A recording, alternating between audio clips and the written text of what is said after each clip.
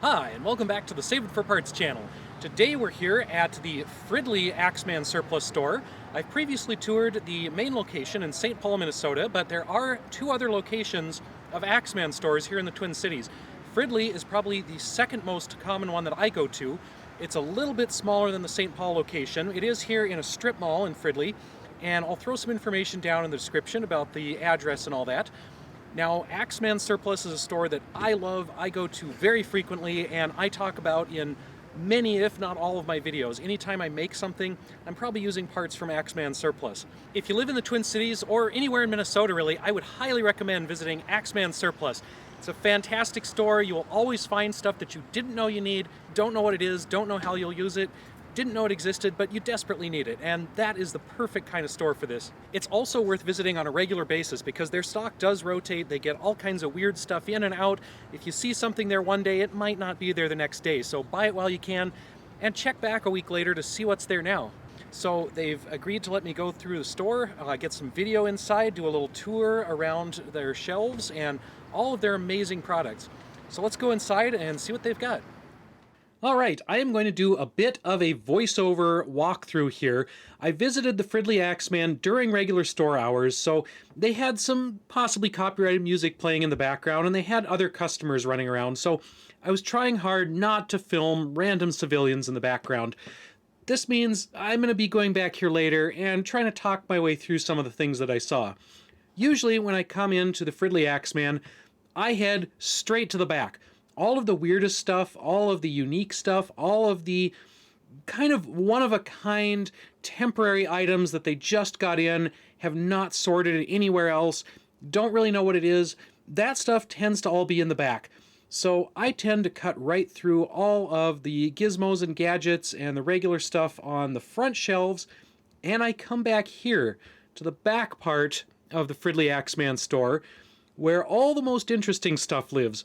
All of the weird electronic gadgets, all of the strange one-off gizmos, the unidentified stuff, the partial stuff, the projects, the randomness. Now this back section does have some regular products as well, like this entire wall of electronic components, always handy for the makers.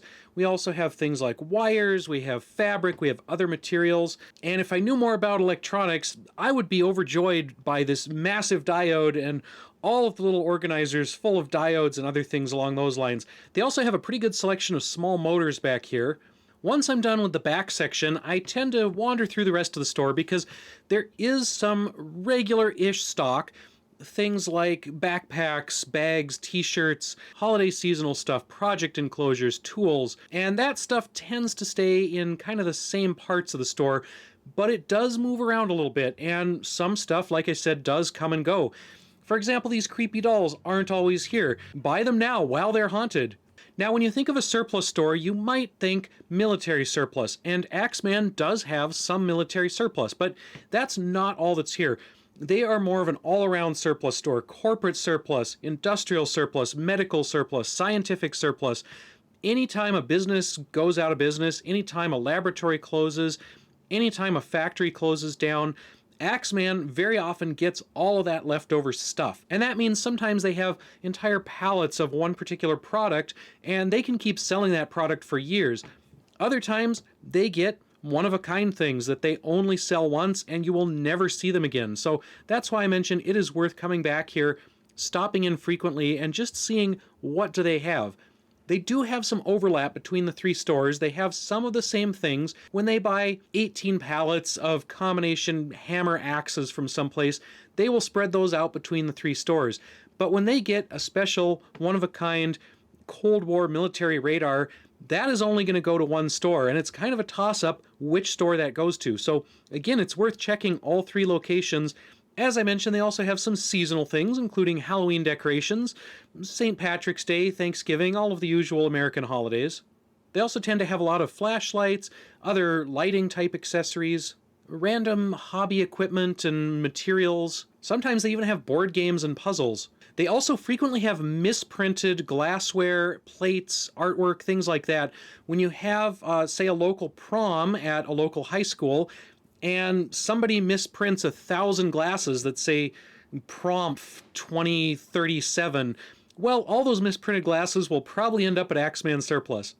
As I mentioned, they've got a lot of materials, fabrics, poster boards, foam board, all kinds of stuff like that. Some of the items are purely decorative, like most of the things hanging from the ceiling. Most of this stuff is not for sale, it's just artwork that the employees have put together in their spare time to decorate the store and use some of the really weird things, some of the really unique things, some of the stuff that either doesn't sell, can't be sold, or they just don't want to sell because it's too cool and they want to hang it from the ceiling and add it to the Axeman decor. One thing that Axeman, any of the Axeman stores, are really known for are their whimsical, funny, hilarious little signs. And a lot of these are really cool. They're puns, they're bad jokes, they're just silly references to the products that they're selling. And I could spend literally all day in here focusing on funny signs, but you know what? You'll just have to come into the store yourself and spend all day reading through all of the funny little signs as you find interesting products related to them. So one of my fondest memories as a kid was visiting the Alaska State Surplus Warehouse in Juneau. Axeman really brings that kind of memory back, just digging through weird, random junk with no easily identifiable purpose, but it looks really cool and you really want it. And you know what? I even stopped during the making of this video, picked up some stuff, put it in a basket, and I bought some stuff because I cannot resist random surplus. Every time I go into Axeman Surplus store, I never know what I'm looking for. I very rarely have a shopping list, but I almost always, in fact, I would say I always leave with something because it is that cool of a store. And I feel very lucky to have not one, not two, but three Axeman Surplus stores here in the Twin Cities. I have had plenty of comments from people all over the US, all over the world, from major cities who have said they have no store like this. They have nothing equivalent to this in their major metropolitan areas. And it's a real benefit here to have this for makers, for future mad scientists, for creators, for kids, for inventors, for really everyone. Everyone should go to Axeman just to see what they have, just to pick up something cool and bring out that invention spirit, that maker spirit. This is a fantastic store, fantastic series of stores, and I just do not have enough good things to say about this because this is really one of the best stores, one of the best chains that I have ever experienced. All right, I have probably babbled on enough about how much I love Axeman Surplus, and I would like to thank Axeman Surplus for letting me come in, letting me run around and film things, bother the real customers, get in the way of their actual business that they're trying to run. I really appreciated the opportunity to come in and film the store. And yes, if the St. Louis Park location is watching this and feeling left out, I will try to get to you at some point.